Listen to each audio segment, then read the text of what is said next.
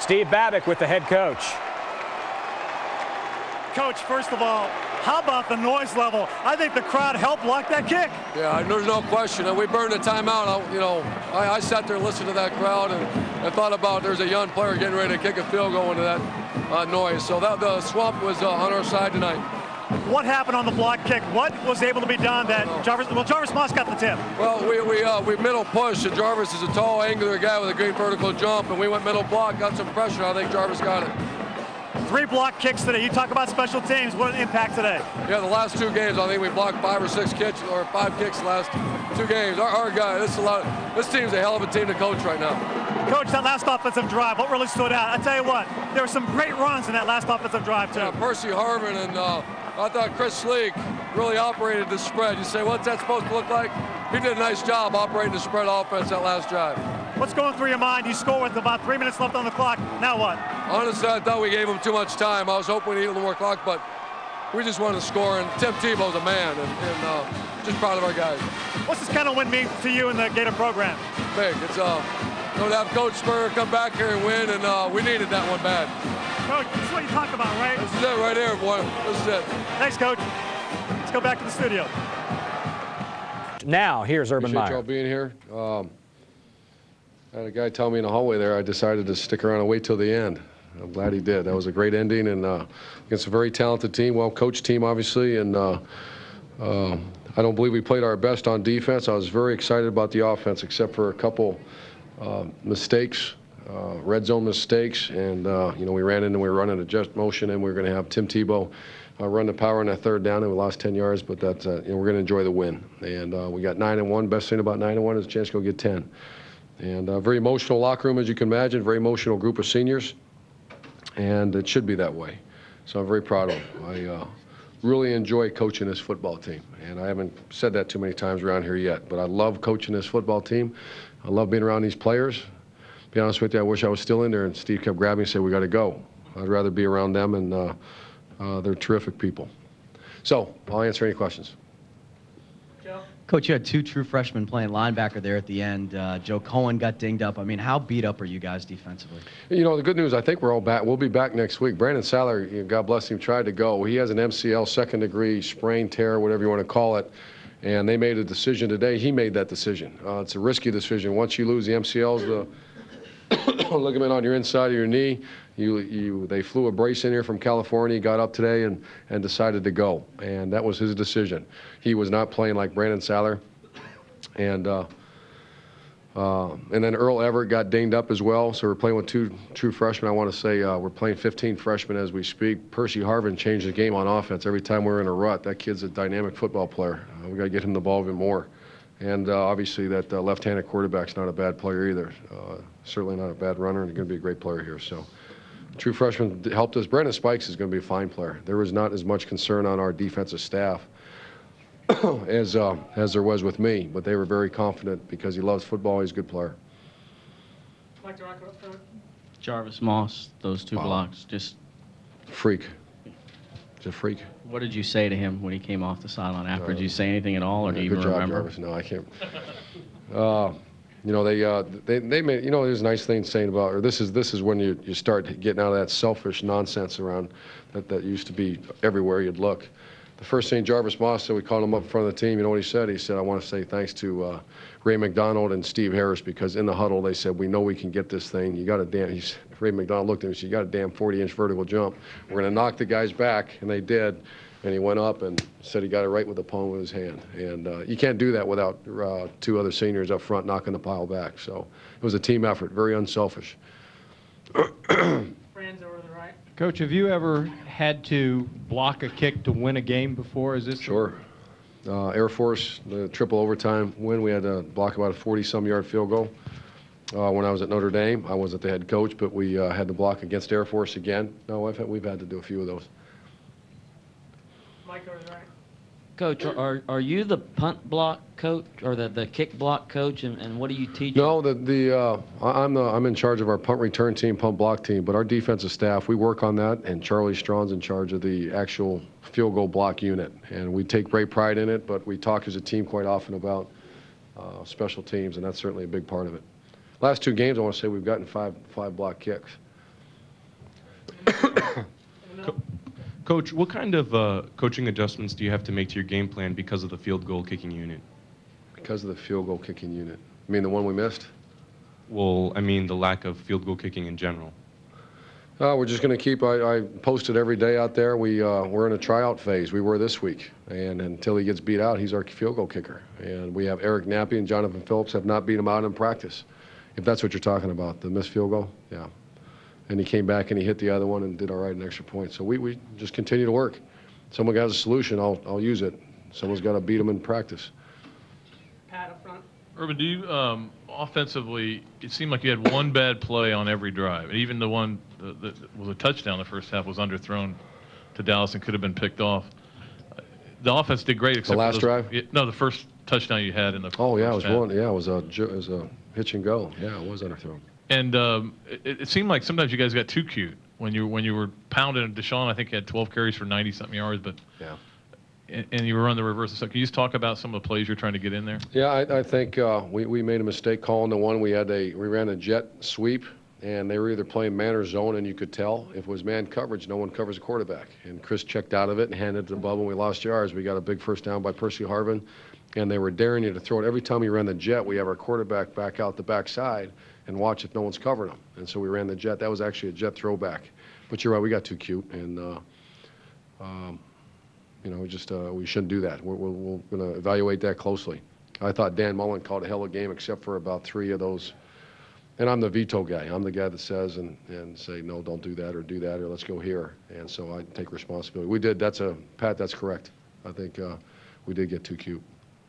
Andy on the right. Kind of based on Pat's question, how do you evaluate and change that? And in the flow of a game, is it hard to think, why not just go with what works? Why not just go with what's been working when you have, I guess, this whole palette of plays to pick from? Well, we start to panic. You had 3 possessions in the first half. And what happens is I don't know if we're disciplined enough as a football team, and there are not many that can drive the length of the field without a hit. I think it's very rare. Matter of fact, I can't tell you the last time I've seen a team score without a hit. And so what you do is you get a little flow going, but at some point a penalty, a turnover, and when you're playing young players, 4 new offensive linemen we were dealing with, and we tend to take a shot. And when the shot works, it's a great call. When the shot doesn't work, then obviously it's not a great call. So those are called shot plays. And the X-Juke was a shot play, and it worked. We scored a touchdown. He underthrew it, but he scored. Are we positioned enough to go in? Do we have the kind of personnel right now at this point to hand the ball off and drive the ball 75 yards? I don't think we do. And I'm not sure anybody in the country does. And like I said, we had 3 possessions, and you kind of start feeling panicky, and we weren't really stopping them on defense. That's why we went for it on 4th down in that last drive. We weren't stopping them. It's not like we could stop them and use the timeouts to get the ball back. So that was our chance to go win the game with 6 minutes left and go for it. Coach? Here, or to left. Coach, you've openly embraced the pass and talked often about your admiration for Coach Spurrier, and even talked about the shadow that exists. What is it for you personally to coach a team that beat a guy that means so much to the history of this program? What does that mean to you personally? That means a lot. That means probably more than I'll ever give into. It also means a lot to, as a whatever age I am, 42 years old, to coach against Bobby Bowden's, Steve Spurrier's, to extinct some other coaches, even in the conference. And I think that's pretty special. When I was at Utah, I got to coach against a guy named Sonny Lubick, who, in my opinion, is in the same class. He didn't coach as long, but he's in the same class. And I think of people who know me and know my family, that's very important. Those guys did it. We're just trying to carry on a legacy, and I think that's probably more than anybody ever know. That's how much it means to myself and my family. Urban. All right, Urban, are you at the point now where you've got to sit down with your guys right here and look at the BCS standings and say, here's what's in front of us, guys, if we can keep winning? Do you have to have that conversation with your team? I did that. I dangled the carrot last week, Tony. Last week was the first time I mentioned it, and I actually, after the Rutgers game, I mentioned it. And I may as well, because it's out there, and anything to motivate 18, 19, 20-year-olds, we'll do it. And it's time to start talking about that. We got 9. We got the SEC. We got to get our guys healthy, play a very good game, our senior day at the stadium, and then play our rivals and go compete for the SEC championship. You certainly won't hear us bantering about what our opportunity and what we should do.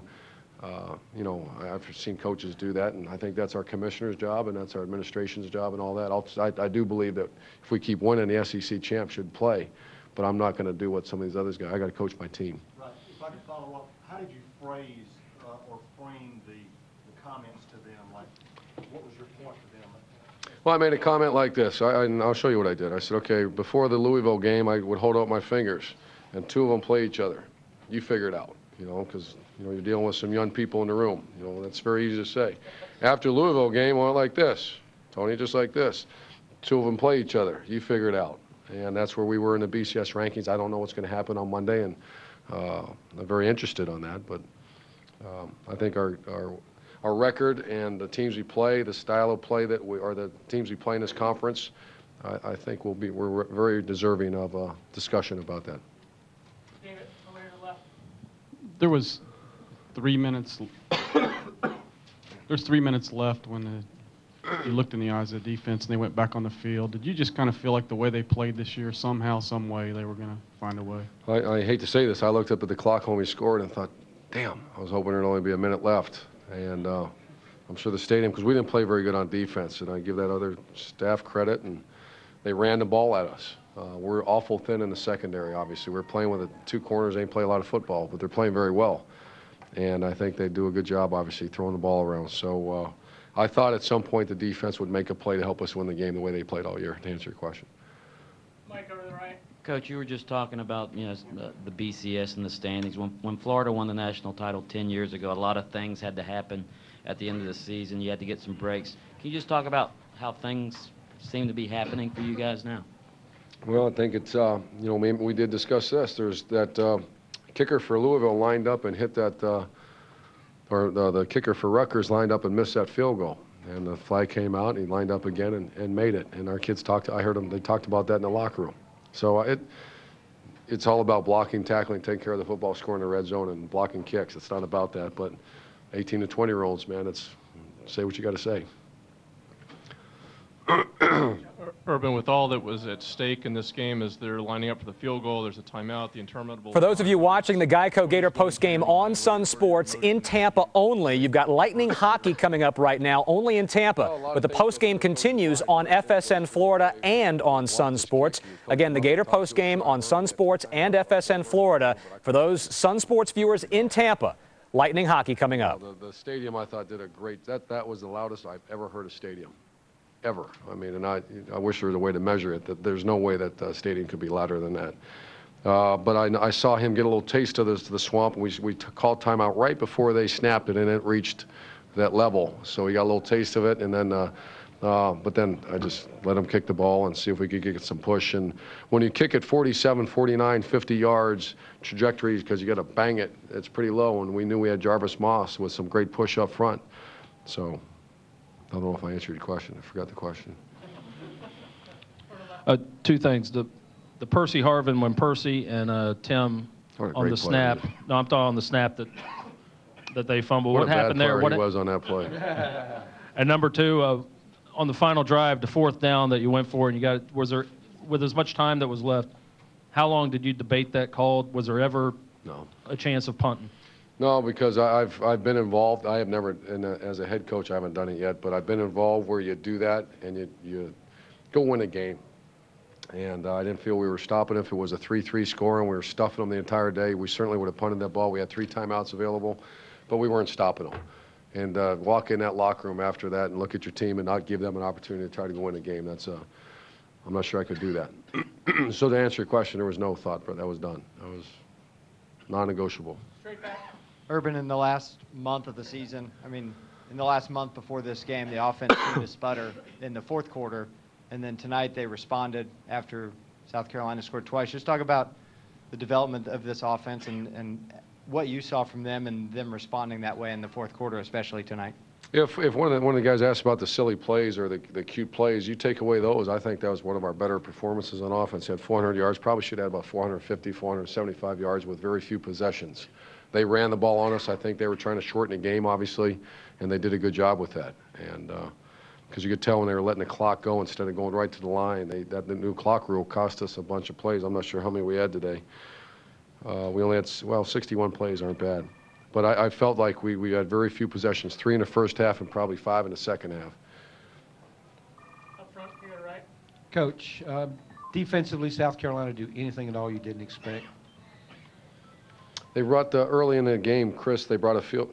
Well, I mean, it's a field pressure or a boundary pressure that they haven't shown, and Chris did a good job stepping aside and completing the ball. But we got it worked out and made the correction afterwards on the sideline. No, that was about the same stuff. Time for two final questions, Andy, and then in the back. Coach, what did you think of Chris on Best game he's played. That was Chris Leake's best football game he's played as a Gator. Now I wasn't here before, and but he was the last guy we introduced. How you get evaluated a quarterback at the University of Florida, and they started in the '90s. Every quarterback won a championship. Chris Leake had not, and Chris Leake at least won the SEC East with an opportunity to play for one now. So I'm very proud of him. He played a great. He threw it up in there on short yardage. I've been hearing, and I'm sure he's tired of hearing it about coming up short, and he did not. That last drive was brilliant. I thought he pulled one and knifed it and dropped his pads, got extra yards. A 3rd and short, he threw it in there for a first down. I'm very proud of him. Was that an option? It was an option that if a guy does something, he pulls it. It was not this kind of option. It's an option to run. There's a double option. Triple option's the other one. Coach? Triple option's when you have a guy coming over the top. Double option, either pull it or hand it or run. In the back. Coach, besides the obvious drama of the whole entire game, is this a game that you can really enjoy as a head coach because after looking at all the film, you can say, look how much better we can still get in certain areas? Sure, and I think we've really been that way all year. We've not played a complete game. Our defenses, they're very excited about winning the game, very disappointed with the way they played. When someone made the comment, you look out there and saw 2 freshman linebackers running around, true freshman linebackers against South Carolina. That shouldn't happen at a place like Florida, but it did, and they played hard. So, yeah, to answer your question, we can always get better, and we are certainly not a finished product. Final question, buddy, up front. Coach Meyer, at the very second the ball was being kicked, what was your gut feeling? You said you were very nervous. You want to get on with the kick. What was your gut telling you? I thought I had enough confidence in those 2 inside. I heard them talking. I thought they were going to get some push, and I thought Jarvis Moss was going to get great. All right, I thought he was going to block it. How tense a moment was it for you in terms of a head coach? Was it one of the more tense moments in your coaching career? You think? That might be numero uno right there. Appreciate y'all. Have a good night.